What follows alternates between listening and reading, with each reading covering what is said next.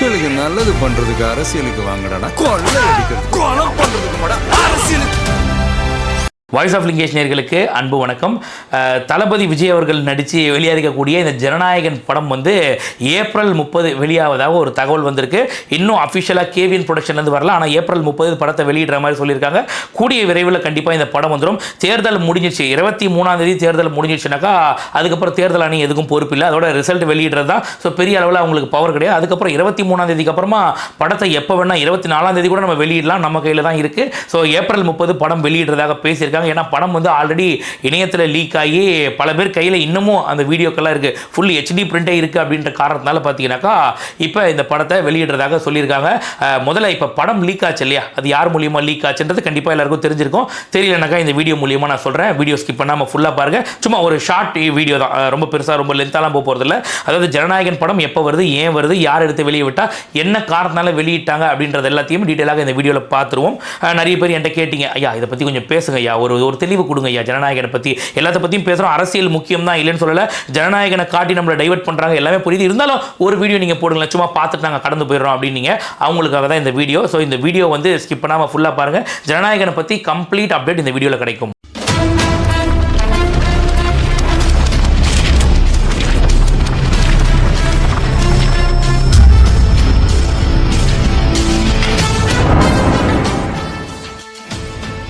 ஜனநாயகன் அதாவது மிகப்பெரிய பொருட்செலவில் உருவான படம், கிட்டத்தட்ட 400-500 கோடி செலவு அப்படின்னு சொல்லப்படுது.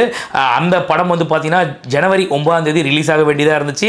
அதுக்கப்புறம் நமக்கே தெரியும், இந்த சென்சார் வந்து ஒரு சில அரசியல் பண்ணி முடியாதுன்னு சொல்லி நம்ம கோர்ட்டுக்கு போய் அவங்க முடியாது இவங்க முடியாதுன்னு சொல்லி ஜட்ஜே ஒரு கட்டத்தில் வந்து ஜஸ்டிஸ் PT ஆஷா வந்து படத்தை நீங்கள் கொடுத்தே ஆகணும் சென்சார்னு இவ்வளவும் சொல்லியும் கூட பார்த்தீங்கன்னாக்கா படத்துக்கு சென்சார் கொடுக்காம என்னென்ன பண்ண முடியுமோ அவங்களோட பிளான் என்னன்னா தேர்தல் ஆணையம் கையில் எடுக்கணும், எடுக்கிற வரைக்கும் இந்த கேஸ் எப்படியா வச்சு ஓட்டணும், ஒருத்தர் பார்க்கல 2 பேர் பார்க்கலன்னு வச்சு அப்படியே ஓட்டி விட்டாங்க ஒரு வழியா. ஒரு கட்டத்தில் தேர்தல் ஆணையம் கையில் எடுத்துருச்சு தமிழ்நாட்டை.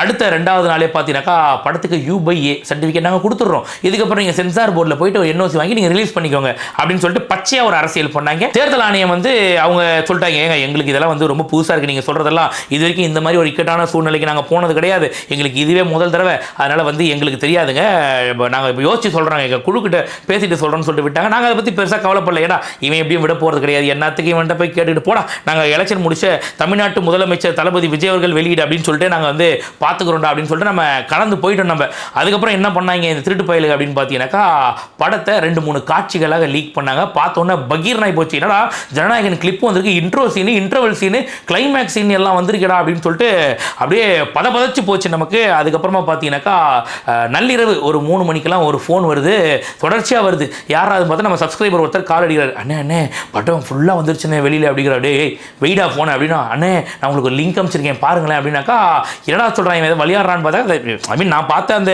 2-3 கிளிப்பை தான் இவன் அனுப்புறான்னு பார்த்தாக்கா ஒரு லிங்க் கிளிக் பண்ண ஒன்று பார்த்தீங்கன்னா டேரெக்டாக படம் டவுன்லோடே ஆகிடுது. டேரெக்டாக அதாவது ஒரு 7 GB ஒரு ஃபைல் டவுன்லோட் ஆகுது. ஃபைலை உள்ளே போய் பார்த்தாக்கா பட்டுன்னு இது வருது, ஓட்டி பார்த்தாக்கா ஆமாம், உடனே அது இது பண்ணி அவனுக்கு சொன்னேன், இந்த லிங்கை யாராருக்கலாம் நீ அமிச்சாரின்னு கேட்டேன். இல்லை நான் இந்த மாதிரி எனக்கு ஒருத்தர் அமிச்சாரு, உடனே உங்களுக்கு தான் அமிச்சேன், உனக்கு ஏன் அமிச்சானோ அவனுக்கு ஃபோன் பண்ணி உடனே இந்த லிங்கை டெலிட் பண்ண சொல்லு, அவனுக்கு ஏன் அமிச்சானோ கொஞ்சம் முடிஞ்ச அளவுக்கு செஞ்சு தளபதிக்காக இது ஒன்று பண்ணுங்கடா அப்படின்னு சொன்னேன். கண்டிப்பாக நாங்கள் பண்ணுறோன்னு சொல்லிட்டு முடிஞ்ச அளவுக்கு நம்மளால் இந்த ஸ்ப்ரெட் பண்ணுறதை தவிர்த்துட்டோம், படத்தை பார்க்க முடியாமல் நம்ம பண்ணிட்டோம். ஆனால் அந்த படம் ரிலீஸ் ஆயிடுச்சுன்னு ஒன்று உண்மையிலேயே சொல்கிறேன், ஒரு அணுகுண்டை தூக்கி போட்டாங்க. தளபதியோட கடைசி படம் ஒன் லாஸ்ட் டான்ஸ் அதில் இருக்கும், தளபதி அவர்களுடைய ஃபேர்வெல், அதாவது மலேசியா ஆடியோ லான்ச், பல விஷயங்கள் பல கனவுகள் இருந்துச்சு. இந்த படம் வந்து அரசியல் பேசுதா என்ன பேசுது மாதிரி பல விஷயங்கள் நம்ம வந்து யோசிச்சுட்டு இருந்தோம். எல்லாத்தையும் மண்ணள்ளி போடும் வகையில் படத்தை வெளியிட்டாங்க.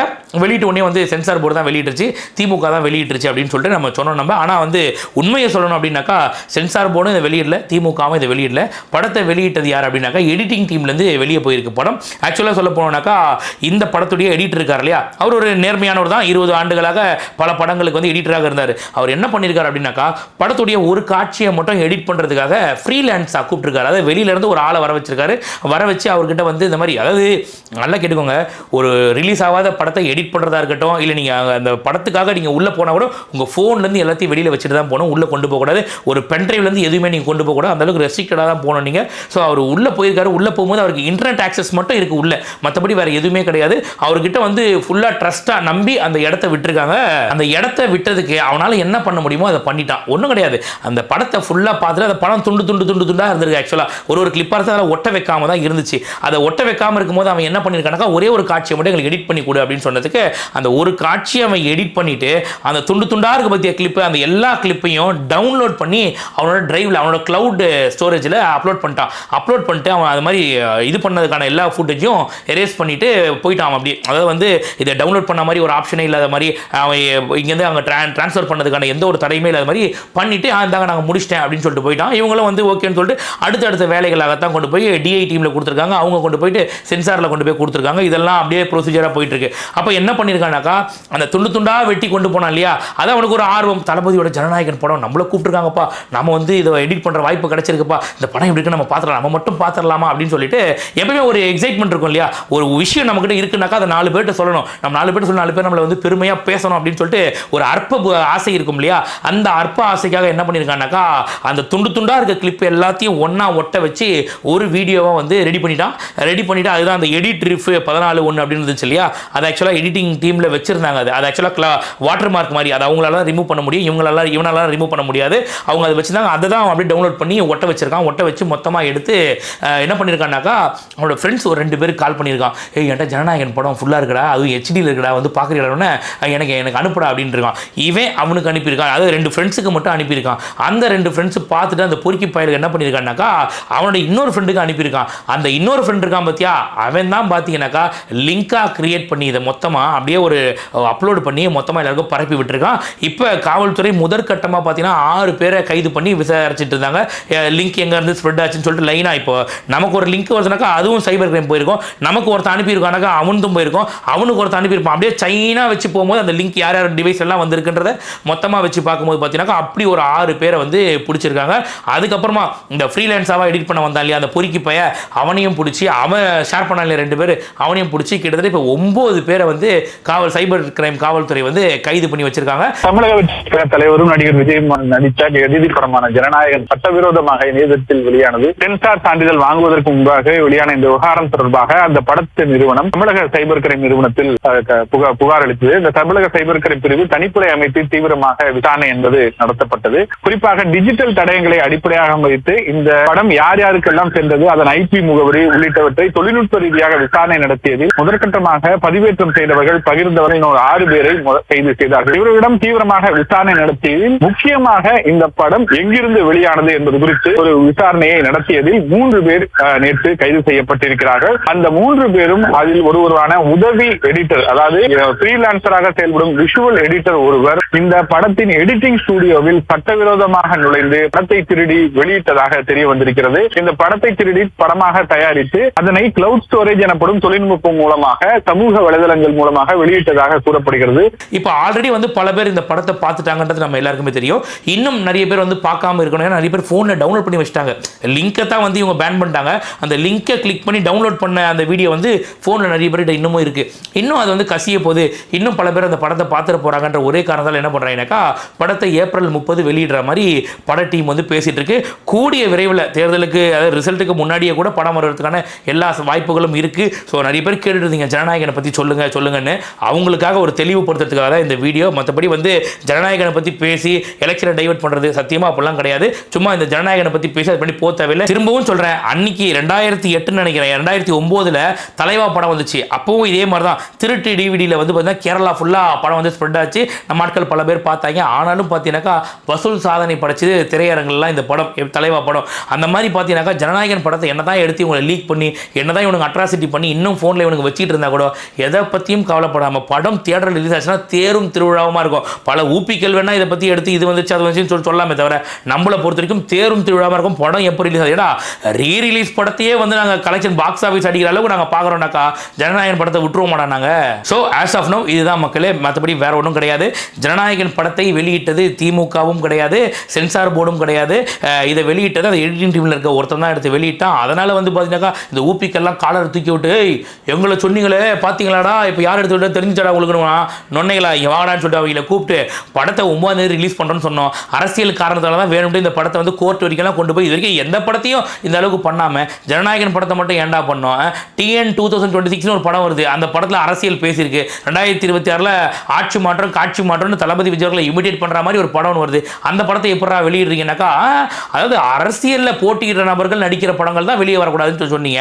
அப்படின்னா எல்லைக்கேன்ற படத்தில் சீமா நடிச்சிருக்காங்கடா, அந்த படம் மட்டும் எப்படா வெளியே வரும்? நம்ம எந்த வகையில் கேள்வி கேட்டாலும் அதில் எப்படியோ ஒரு வகையில் முட்டு கொடுத்துட்டு அப்படியே தப்பிச்சு ஓடி இருப்பாங்க. உயிரே உயிரே தப்பிச்சு எப்படியாவது ஓடி விடு அப்படின்ட்டு ஓடி போடுறானுங்க மொத்த பேருமே. அதாவது நம்ம கேட்குற கேள்விக்கு பதில் மட்டும் கிடையாது, எஸ்கேப் ஆகி மட்டும் ஓடிடுறானுங்க. அப்போ ஜனநாயகன் படத்தை மட்டும் இந்த அளவுக்கு டார்கெட் பண்ணி ஏன்டா முடக்கிறோம்? அரசியல் காரணம் தானே. இப்போ நீ 9ஆம் தேதி இந்த படத்தை ரிலீஸ் பண்ணுறதுக்கு சென்சார் கொடுத்தா படத்தை கொண்டாடி இருப்போம் நம்ம எல்லாருமே. சொல்றது புரியுதா இல்லையா? படத்தை லீக் பண்ணியிருக்க வேண்டிய அவசியமே கிடையாது. அவன் எதுக்காக லீக் பண்ணணும்? நாமளே படத்தை பார்த்துட்டு போயிடுவோம் மேடம். அப்போ இவங்க இவ்வளோ நாள் முடக்கி வச்சாக்க கண்டிப்பாக அந்த படம் ஆட்டோமேட்டிக்காக எங்கே ஒரு இடத்துல கசியத்தாங்க செய்யும். நீங்கள் ஒரு குழாவை திறந்து பலூனை பிடிச்சிட்டே இருங்களேன், தண்ணி பிடிச்சிட்டே இருங்களேன், அது என்ன ஆகுனாக்கா ஒரு கடத்தில் ஏதோ ஒரு இடத்துல பிச்சுக்கிட்டு போகத்தான் செய்யும். அந்த மாதிரி அதுக்குன்னு ஒரு ஃபுல் ஸ்டாப் இருக்கணும். அந்த ஃபுல் ஸ்டாப்பில் வச்சு இதுக்குள்ளே இந்த படத்தை ரிலீஸ் பண்ண பெரிய பட்ஜெட் படம், இது ரொம்ப நாள்லாம் பிடிச்சி வைக்க முடியாது. இவங்க எவ்வளோ நாளைக்கு பிடிச்சி வைப்பாங்க தளபதி விஜய் படத்தை எல்லாம் சொல்லுவாங்க. அப்போ ஏதோ ஒரு வகையில் கண்டிப்பாக படம் லீக் ஆகத்தான் செய்யும். உடனே விஜய் தான் எடுத்து வெளியிட்டார் தெரியுமா? இப்போ நாங்கள் திமுக தான் எடுத்து வெளியிட்டது அப்படின்னாக்கா எப்படிங்க எங்கள் மேலே நீங்கள் படி போகிறீங்க? விஜய் தாங்க எடுத்து வெளியிட்டாருன்னு சொல்லிட்டு நீங்கள் சொல்கிறீங்க. இப்போ நாங்கள் தான் சொல்கிறோம்ல, திமுக எடுத்து வெளியிடல, சென்சார் போர்டும் எடுத்து வெளியிடல. எடிட்டிங் டீமில் இருக்க ஒரு பையன் வந்து மேபி அவன் திமுகவோட ஊப்பியாக கூட இருக்கலாம். இப்போ வந்து பார்த்தீங்கன்னாக்கா செய்திகள்லாம் சொல்கிறேன்னாக்கா இது அரசியல் காரணங்கள் கிடையாது. அது அரசியல் காரணமாக இல்லையான்றதை நாங்கள் அவனை பிடிச்சி கேட்டுக்கிறோம். அவன் யார் யார்கிட்ட கொடுத்தான், என்னென்ன பண்ணான், அவன் உண்மையிலே திமுகவோட ஊப்பியா இல்லையான்றதை அவன் எங்ககிட்ட கொண்டு வா, அவன் ஜாதகத்தையும் நாங்கள் எடுத்து கொண்டு வா, அவன் ஆதார் கார்டு ஃபோட்டோ மட்டும் அனுப்பி மொத்தத்தையும் எங்கள் விர்ச்சுவல் வாரியர்ஸ் எடுத்து போட்டுருவாங்க. அதுக்குள்ளே நீங்கள் வந்து இது அரசியல் காரணம் இல்லைன்னு சொல்லாத. அரசியல் காரணத்தால் தான் இந்த ஜனநாயகன் படம் முடக்கப்பட்டது உண்மை. அரசியல் காரணத்தால் தான் இன்னைக்கு இந்த படம் வெளியானது உண்மை.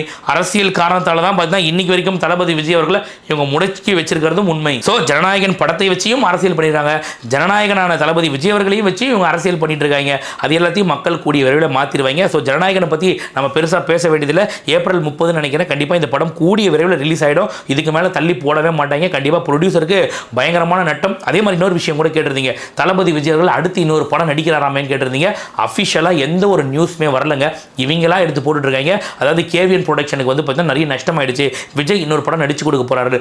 உண்மையிலேயே சொல்கிறேன், தளபதியோட ரசிகனா சொல்லணும் அப்படின்னாக்கா தளபதி விஜய் அவர்கள் இன்னொரு படம் நடிக்கிறாருன்னா எனக்கு ரொம்ப சந்தோஷம். ஆனால் இதை வச்சு நெகட்டிவிட்டியாக கிரியேட் பண்ணுறது யாராக இந்த திமுக காரங்க, அவங்களாம் ஒட்டு போட்டு அவங்கள இந்த நியூஸ் மீடியா வச்சு பரப்பி விடுற விஷயம் தான் இதெல்லாம். எப்படி வந்து இத்தனை வருஷமா தளபதி விஜய் மேலே அவதூறு கிளப்பினாங்களோ அப்படி இதுவும் ஒரு அவதூறு செய்தானே தவிர தளபதி விஜய் அவர்கள் அஃபிஷியலாக எதுவுமே கன்ஃபார்ம் பண்ணல. இந்த படம் வந்து லாபமா நஷ்டமா அப்படின்றது திரையரங்குக்கு வரணும், திரையரங்கில் மக்கள் எந்த அளவுக்கு ரெஸ்பான்ஸ் தராங்கன்றது தெரிஞ்சதுக்கு அப்புறமா தான் படத்தை இன்னொரு படம் அவர் நடிக்கிறதா வேணாமான்னு இப்போ வரைக்கும் தமிழக வெற்றி கழகத்தை சார்ந்த தலைவர் தளபதி விஜய் அவர்கள் இப்பவும் சொல்கிறேன், தமிழக வெற்றி கழகத்தின் தலைவர் தான் சொல்கிறேன், நடிகர் விஜய்னு அவர் சொல்லலை. ஏன்னா நடிகர் விஜயா இருந்தால் அவர் வெளியே இன்னொரு படம் நடிச்சு கொடுப்பார். ஆனால் அரசியல் கட்சி ஆரம்பிச்சதுக்கு அப்புறமா கண்டிப்பாக அவர் நடிச்சு கொடுக்கறதுக்கான வாய்ப்புகள் இப்போதைக்கு கிடையாது. மேபி இந்த படம் வந்து கலெக்ஷன் வைஸ் எதுவும் பெருசாக போகலைனாக்கா அவர் நடிச்சு கொடுக்க வாய்ப்பு இருக்கு. ஆனால் இன்னைக்கு வரைக்கும் தளபதி விஜய் அவர்கள் நடிக்கிறதாக எந்த இடத்துலையும் யாருக்கிட்டையும் ஒரு இன்ஃபர்மேஷன் சொல்லவே கிடையாது. இது எல்லாம் மீடியாக்களாக ஒட்ட வைக்கிற ஒரு செய்தி. இதையும் நம்ம யாரும் நம்ப வேண்டாம். ஸோ ஜனநாயகனை பற்றி இருக்கக்கூடிய விஷயங்கள் இதுதான். முழுக்க முழுக்க படத்தை வெளியிட்டது இவங்க தான், இதனால தான் வெளியிட்டாங்க, இது சென்சாரோட அரசியலால் தான் எல்லாமே